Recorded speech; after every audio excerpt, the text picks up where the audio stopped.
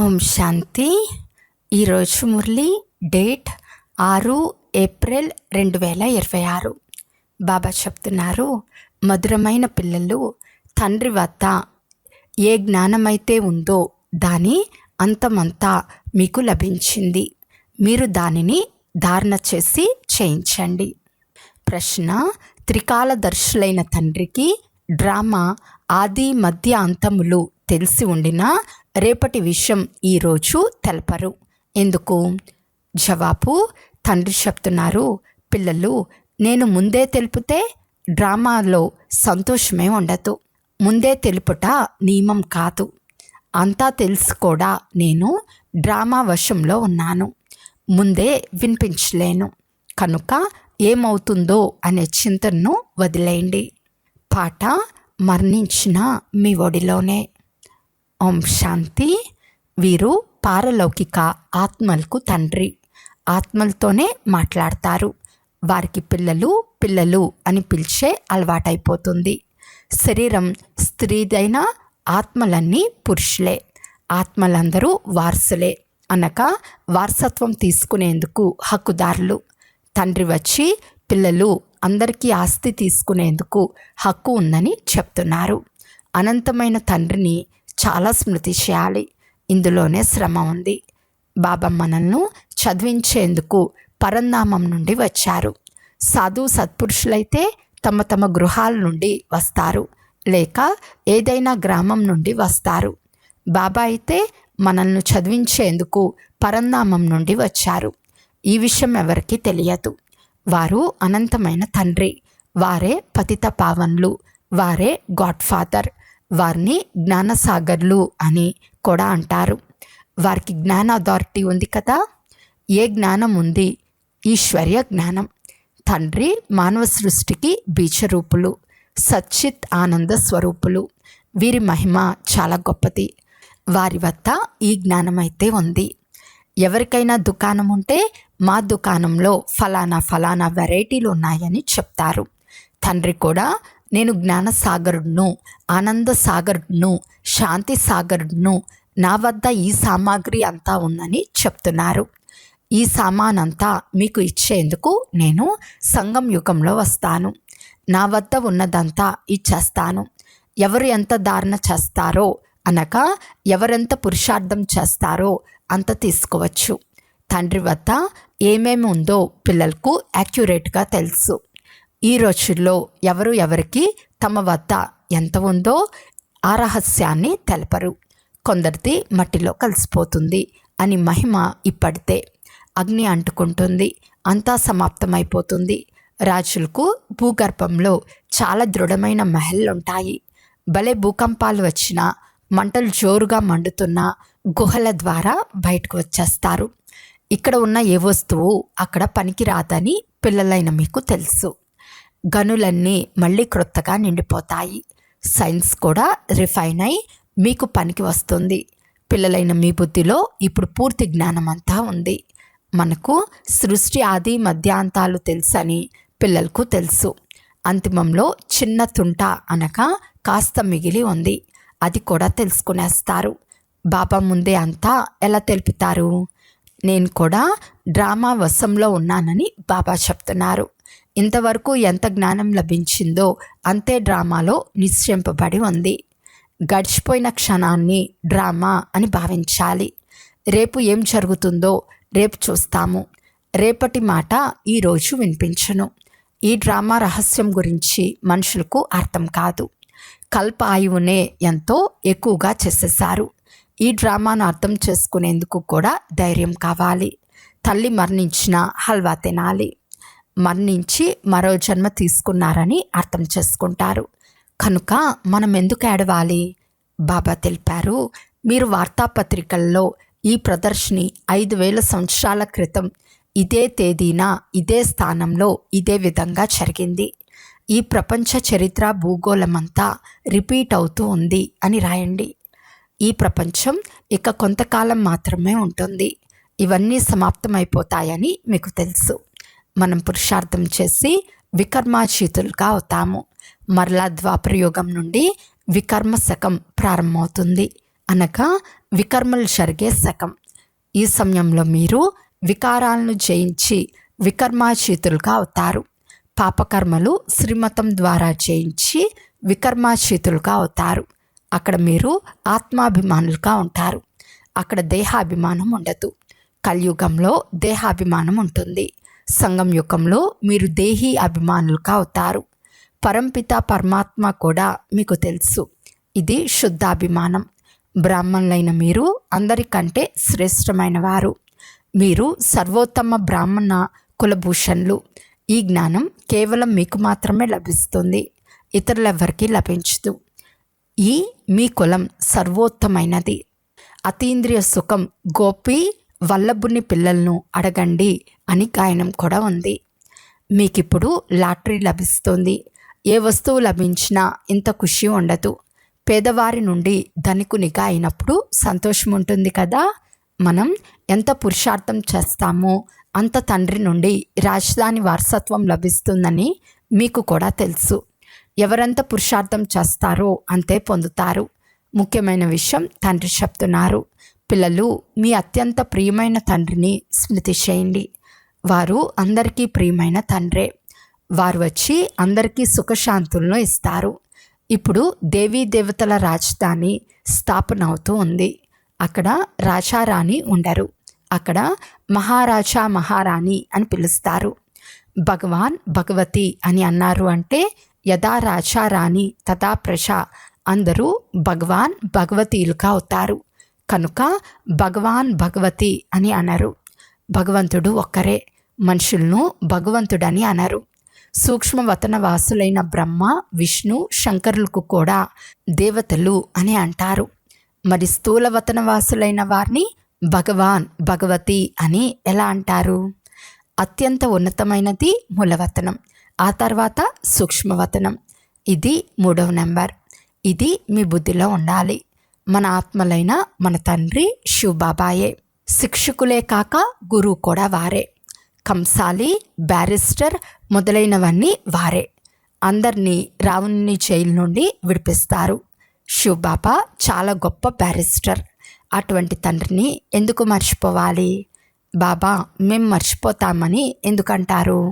మాయ తుఫాన్లు చాలా వస్తాయి, అవి రావాల్సిందే అని బాబా చెప్తారు. కొంత కష్టపడాలి కదా. ఇది మాయతో యుద్ధం. పాండవులైన మీకు కౌరవులతో ఏ యుద్ధం లేదు. పాండవులు యుద్ధం ఎలా చేస్తారు? అలా చేస్తే వారు హింసకులైపోతారు. తండ్రి ఎప్పుడు హింస నేర్పించరు. వారు కొంచెం కూడా అర్థం చేసుకోరు. వాస్తవానికి మనం ఏ యుద్ధం చేయము. బాబా కేవలం యుక్తి తెలుపుతున్నారు. నన్ను స్మృతి చేస్తే మాయా మీపై దాడి చేయదు. దీన్ని గురించి కూడా ఒక కథ ఉంది. మొదట సుఖం కావాలా లేక దుఃఖం కావాలా అని అడిగారు. సుఖం కావాలని చెప్పారు. సత్యుగంలో దుఃఖం ఉండదు. ఈ సమయంలో శీతలైన మీరంతా రావణుని శోకవాటికలో ఉన్నారని మీకు తెలుసు. ఈ ప్రపంచమంతా సముద్ర మధ్యలో ఉన్న లంక. ఇప్పుడు అందరూ రావణుని జైల్లో ఉన్నారు. అందరికీ సద్గతిని ఇచ్చేందుకు తండ్రి వచ్చారు. అందరూ శోకవాటికలో ఉన్నారు. స్వర్గంలో సుఖం ఉంటుంది, నరకంలో దుఃఖం ఉంటుంది. దీనిని శోకవాటిక అని అంటారు. అది అశోకవాటిక, స్వర్గం. రెండిటికీ చాలా పెద్ద వ్యత్యాసం ఉంది.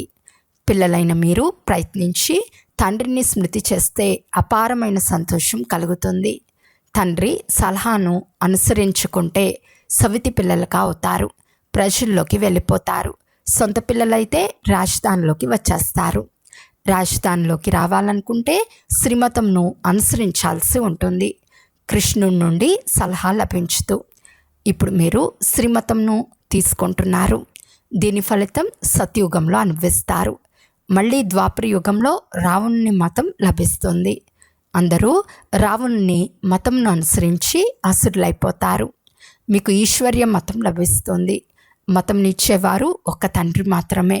వారు ఈశ్వరుడు. మీరు ఈశ్వర్య మతంను అనుసరించి ఎంతో పవిత్రంగా అవుతారు. మొదటి పాపం విషయసాగరంలో మునుకలు వేయట. దేవతలు విషయసాగరంలో మునుకలు వేయరు. అక్కడ పిల్లలు పుట్టరా అని అడుగుతారు. పిల్లలు ఎందుకు పుట్టరు? కానీ అది వికారాలు లేని సంపూర్ణ నిర్వికారి ప్రపంచం. అక్కడ ఈ వికారాలు ఏవి ఉండవు. దేవతలు కేవలం ఆత్మాభిమానులుగా ఉంటారు, పరమాత్మాభిమానులుగా ఉండరని తండ్రి అర్థం చేయించారు. మీరు ఆత్మాభిమానులే కాక పరమాత్మాభిమానులు కూడా. ఇంతకుముందు రెండూ లేవు. సత్యుగంలో పరమాత్మ గురించి తెలియదు, ఆత్మ గురించి తెలుసు.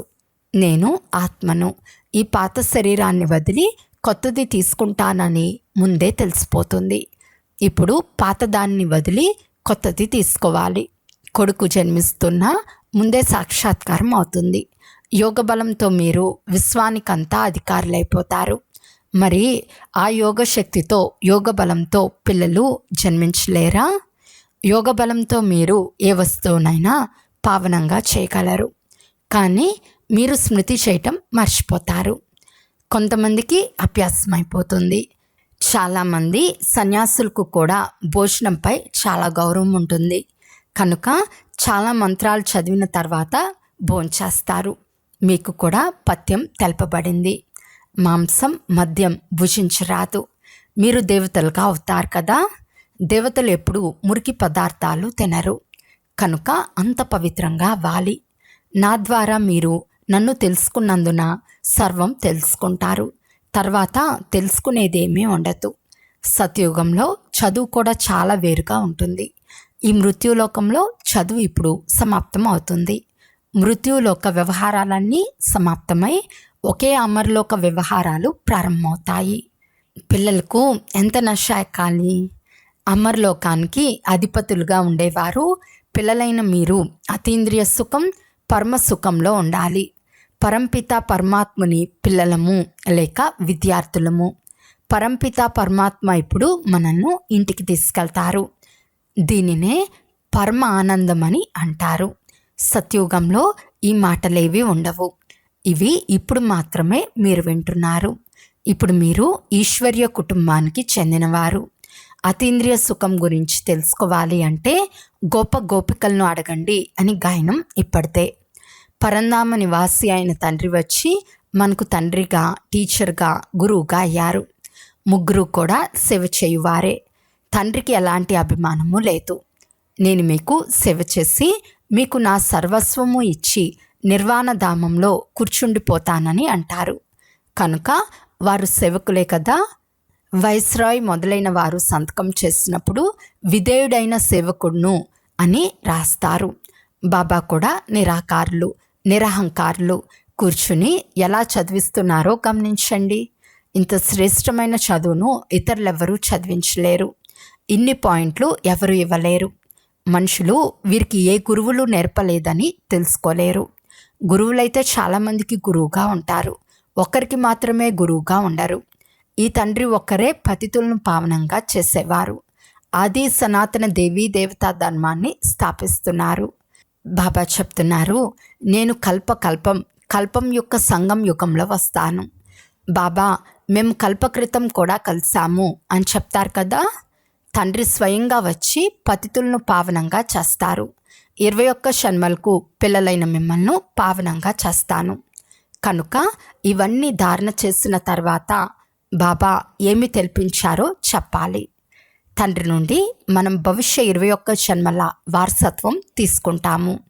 ఇది గుర్తుంటే సంతోషంగా ఉంటారు. ఇది పరమానందం. Master knowledgeful, blissful. ఈ వరదానాలన్నీ ఇప్పుడు మీకు తండ్రి నుండి లభిస్తాయి. సత్యుగంలో ఏమీ తెలియని అమాయకులుగా ఉంటారు. ఈ లక్ష్మీనారాయణులకు జ్ఞానం ఏమాత్రం లేదు. వీరికి జ్ఞానం ఉంటే అది పరంపరగా కొనసాగేది. మీ వంటి పరమానందం దేవతలకు కూడా ఉండదు. అచ్చా, మధురాతి మధురమైన అపురూపమైన పిల్లలకు మాతాపిత బాప్దాదాల ప్రియ స్మృతులు మరియు గుడ్ మార్నింగ్. ఆత్మిక పిల్లలకు ఆత్మిక తండ్రి నమస్తే. ఆత్మిక తండ్రికి ఆత్మిక పిల్లల యొక్క ప్రియ స్మృతులు మరియు నమస్తే నమస్తే నమస్తే. ధారణ కొరకు ముఖ్య సారం. ఫస్ట్ పాయింట్, దేవతలుగా అయ్యేందుకు ఆహార పానీయాలు చాలా శుద్ధంగా ఉండాలి. చాలా పథ్యంతో నడుచుకోవాలి. యోగ బలంతో భోజనానికి దృష్టినిచ్చి శుద్ధంగా చేసుకుని స్వీకరించాలి. సెకండ్ పాయింట్, మనము పరంపిత పరమాత్ముని పిల్లలము, విద్యార్థులము. ఇప్పుడు వారు మనల్ని ఇంటికి తీసుకెళ్తారు. ఈ నశాలో ఉంటూ పరమసుఖాన్ని, పరమానందాన్ని అనుభవం చేయాలి. ఈరోజు వరదానము: సేవ యొక్క లగ్నం ద్వారా లౌకికాన్ని అలౌకిక ప్రవృత్తిగా పరివర్తన చేసుకునే నిరంతర సేవాదారి భవ. సేవాదారుల కర్తవ్యం నిరంతరం సేవలో ఉండటం. మనసా సేవ కానీ, వాచా సేవ కానీ, కర్మనా సేవ కానీ జరుగుతూ ఉండాలి. సేవాదారులు ఎప్పుడు సేవను తమ నుండి వేరుగా భావించరు. ఎవరి బుద్ధిలో సదా సేవ యొక్క లగ్నం ఉంటుందో వారి లౌకిక ప్రవృత్తి మారిపోయి ఈశ్వర్య ప్రవృత్తిగా అయిపోతుంది. సేవాదారులు తమ ఇంటిని ఇల్లుగా భావించరు, సేవాస్థానంగా భావించి నడుస్తారు. సేవాదారి యొక్క ముఖ్యమైన గుణం త్యాగం. త్యాగవృత్తి గలవారు ప్రవృత్తిలో తపస్వీ మూర్తులుగా అయి ఉంటారు. దీని ద్వారా సేవ స్వతహాగా జరుగుతుంది. స్లోగన్: మీ సంస్కారాలను దివ్యంగా చేసుకోవాలి అంటే మనస్సు బుద్ధిని తండ్రి ముందు సమర్పణ చేయండి. అవ్యక్త సూచన: మహాన్గా అయ్యేందుకు మధురత మరియు నమ్రత గుణాలను ధారణ చేయండి. ఏ ఆత్మకైనా 2 గడియలు మధురమైన దృష్టిని ఇవ్వండి. మధురమైన మాటలను మాట్లాడితే ఆత్మను సదా కొరకు నిండుగా చేసేస్తారు. ఈ 2 గడియల మధురమైన దృష్టి, మాటలు ఆ ఆత్మ యొక్క సృష్టిని మార్చేస్తాయి. 2 మధురమైన మాటలు సదా కొరకు పరివర్తన చేసేందుకు నిమిత్తంగా అయిపోతాయి. అచ్చా, ఓం శాంతి.